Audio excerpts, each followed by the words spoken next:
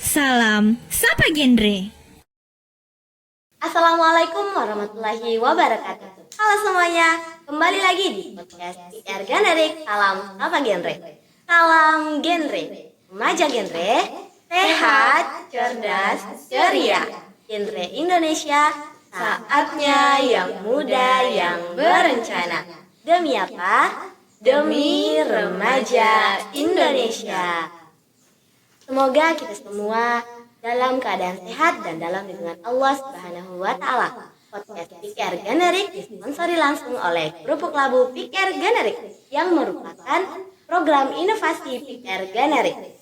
Saya, Saskia Amanda, akan menemani kalian dalam beberapa menit ke depan dengan obrolan yang ringan tapi penuh makna. Jadi, pastikan kalian tetap stay tune karena banyak sekali hal yang bisa dipelajari dan dibawa dalam kehidupan sehari-hari. Hari ini, teman bincang kita adalah seorang remaja yang tidak hanya cantik, tapi juga berprestasi dan aktif di genre, serta baru-baru ini menyabet penghargaan di salah satu ajang bergengsi di Luwutara. Ini dia, Duta Genre Putri Desa Sidomukti sekaligus pemenang kategori Best Social Media Influencer di ajang Anadara Kalolo 2025. Halo, saya Dara Evanita, Rapi Sapa Dara. Halo Dara. Nah, Dara ini adalah seorang duta genre. Sebenarnya apa sih motivasinya untuk ikut dalam ajang duta genre? Baik, motivasi saya mengikuti ajang Duta Genre adalah sebagai motivator kepada remaja-remaja lain untuk lebih mengenal tentang dirinya sendiri, tentang bagaimana kehidupan berkeluarga nanti di masa depan. Oke, bagaimana perasaan Kak Dara setelah terpilih menjadi duta genre? Alhamdulillah sudah pasti saya senang karena saya tahu di Duta Genre ini saya mengemban amanah untuk memberikan motivasi dan dukungan kepada remaja-remaja lain agar menjadi remaja yang lebih baik dan lebih paham tentang bagaimana menjaga dirinya sendiri. Bagus sekali ya. Nah, pasti saat Kak Dara menjadi duta genre ada berbagai respon dari masyarakat. Nah, Kak Dara, bagaimana respon masyarakat terutama remaja tentang terpilihnya kakak sebagai duta genre di Desa Sidomukti? Terlebih remaja-remaja seperti teman-teman sebaya saya, mereka cukup bahagia dan mendukung saya ketika mereka mengetahui bahwa saya menjadi duta genre di desa saya. Mereka mensupport saya dan mereka selalu memberi dukungan-dukungan yang positif, komentar-komentar positif, dan itulah yang membuat saya semangat dan terus menjalankan tugas saya sebagai duta genre. Oh, respon yang bagus ya dari masyarakat sekitar. Dan ya, pasti duta genre memiliki tanggung jawab atau program tersendiri yang akan dilakukan. Bagaimana program Kak Dara selanjutnya saat menjadi duta genre? Program yang telah saya jalani adalah membantu kader-kader Puskesdu, seperti membantu mengukur balita, membantu menimbang berat badan balita, dan juga sedikit memberi edukasi terkait stunting dan KB kepada ibu-ibu balita dan ibu-ibu balita. Dan program yang akan saya lakukan selanjutnya adalah mengedukasi remaja-remaja terkait seks pranikah, pernikahan dini dan paksa. Menurut kakak, tantangan apa yang sering dihadapi remaja dalam perencanaan masa depan? Menurut riset yang saya lakukan, hal-hal yang menjadi struggle remaja-remaja saat ini adalah seperti pendidikannya, karirnya, dan juga perencanaan masa depan, terlebih perencanaan ketika mereka sudah memasuki usia-usia pas untuk menikah. Jadi itulah yang menurut kakak menjadi tantangan bagi remaja. Dan bagaimana cara kakak sebagai duta genre untuk menghadapi atau mengatasi tantangan tersebut? Yang saya lakukan sebagai duta genre adalah dengan mengedukasi remaja-remaja terkait pentingnya pendidikan, pentingnya mempersiapkan bagaimana kehidupan selanjutnya, terlebih ke jenjang ketika kita sudah menjadi ibu nantinya, dan juga pentingnya mengedukasi remaja-remaja terkait bagaimana bahayanya seks pranikah dan juga untuk mempersiapkan bagaimana pentingnya pernikahan berkeluarga di masa depan. Saat kakak memberikan edukasi, pasti ada pendekatan yang kakak lakukan kepada remaja.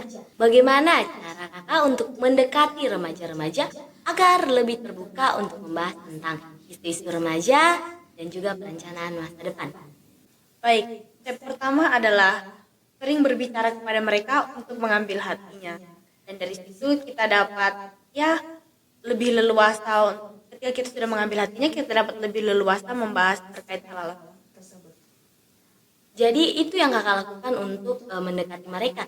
Tentunya selama menjalankan tugas sebagai duta genre, ada kesulitan dan tantangan yang kakak hadapi tersendiri. Apa saja tantangan dan kesulitan yang kakak hadapi dalam menjalankan tugas sebagai duta genre? Ya mungkin itu salah satunya untuk remaja-remaja usia kita, hal yang paling susah adalah mengambil hatinya. Dan juga mungkin terlebih di remaja-remaja yang mungkin dalam keadaan rumah yang terpelosok, mereka kurang mendapatkan informasi dan edukasi, jadi mereka bisa dibilang kurang terbuka jika kita mengajaknya berbicara seperti hal-hal ini. Maka dari itu, hal yang saya lakukan mengajak atau mengambil hatinya terlebih dahulu, mengajak berbicara terus-menerus, lalu ketika mendapat hatinya, mungkin dari situ kita bisa lebih terbuka untuk berbicara dan berdiskusi terkait hal ini. Banyak hal yang harus dipersiapkan untuk menjadi duta genre ya. Dan juga hebatnya Kak Dara, selain menjadi duta genre, dia juga mendapat penghargaan sebagai best sosial media influencer di ajang Anak Dara Kalololu Utara 2025. Mungkin tidak banyak orang yang tahu tentang ajang itu. Jadi Kak Dara, sebenarnya ajang Anak Dara dan Kalololu Utara itu apa ya? Ajang Anak Dara Kalololu Utara adalah ajang di mana kita memilih putra-putri daerah, terlebih di daerah Luwu Utara, yang kita memilih putra-putri berprestasi, berpendidikan, yang bisa menjadi duta budaya, pariwisata, dan pembangunan daerah. Wow, jadi gitu ya. Jadi penjelasan Kak Dara sudah cukup menambah wawasan kita tentang apa itu ajang Anak Dara Kalololu Utara. Nah, tentunya dalam mengikuti ajang tersebut ada banyak hal yang dipersiapkan. Apa saja yang kakak persiapkan untuk mengikuti ajang itu? Baik, yang saya lakukan ketika mengikuti ajang Anak Dara Kalolo, yaitu ketika hari pertama pra-karantina, kami melakukan technical meeting. Dan setelah melakukan technical meeting, kami melakukan sesi photoshoot menggunakan baju adat kami. Dan hari kedua atau karantina hari pertama, kami melakukan atau mendengarkan materi terkait pariwisataan, leadership, personal branding, dan public speaking. Dan hari ketiga atau hari kedua karantina, kami melakukan tur ke daerah wisata, yaitu pemandian air panas Singkarak. Dan setelah itu, hari keempat atau hari ketiga karantina, kami melakukan deep interview pada sesi pertama, lalu sesi kedua. Hari pertama, Hari keempat karantina hari tiga. hari keempat atau karantina hari ketiga, kami melakukan pada sesi pertama, kami memaparkan advokasi atau aksi nyata yang akan kami lakukan ketika kami menjadi Anak Dara Kalolo. Dan yang sesi kedua, kami melakukan unjuk bakat seperti menari, menyanyi, dan lain-lain. Dan setelah itu, kami melakukan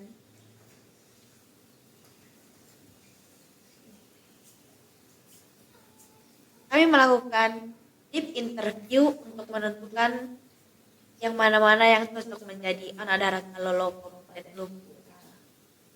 Dan setelahnya final, setelah kami dipilih untuk yang mana yang pantas menjadi Anak Dara Kalolo Kabupaten Luwu Utara. Saat pengumuman Anak Dara Kalolo, siapakah yang menjadi anak daranya? Dan di situkah juga kamu mendapat saat final, pasti bikin dulu. Saat final, disitulah diumumkan anak dara. Ya, siapakah anak dara yang terpilih itu? Anak dara yang terpilih berasal dari SMA 4 Negeri Lowo Utara juga. Ia adalah Carmila Nasir kan, yang saya pikir sebelumnya sudah pernah diundang di podcast ini, menjadi narasumber juga sebagai anak dara Kalolo Kabupaten Lombok Utara. Oh iya, dan ya di saat itu juga ya pengumuman kalau Kak Dara memenangkan kategori Best Influencer, Social media influencer. Best Social Media Influencer di ajang Anak Dara Kalolo 2025. Bagaimana perasaan kakak saat mendapat penghargaan itu? Saya sangat senang karena ternyata saya mampu menjadi influencer untuk mengajak halayak-halayak umum di sosial media seperti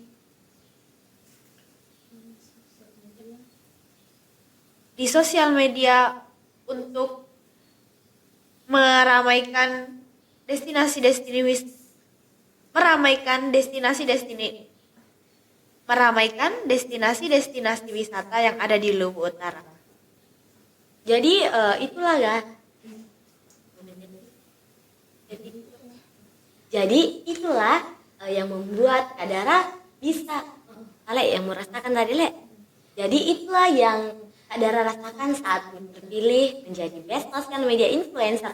Tentunya sangat bahagia ya. Dan ya, untuk menjadi influencer adalah hal yang tidak mudah. Menurut kakak, apa kunci utama menjadi influencer yang menyebarkan hal-hal positif? Kunci utama untuk menjadi seorang influencer yang baik adalah dengan menyebarkan informasi-informasi positif dan mengajak halayak umum atau followers kita melakukan hal-hal yang positif dan bermanfaat bagi sekitar dan orang lain. Jadi itu ya, jika ada di antara kalian yang ingin menjadi influencer, itulah adalah kunci utama dari Kak Dara. Tentunya untuk menjadi seorang influencer kita harus bisa memanfaatkan media sosial dengan baik.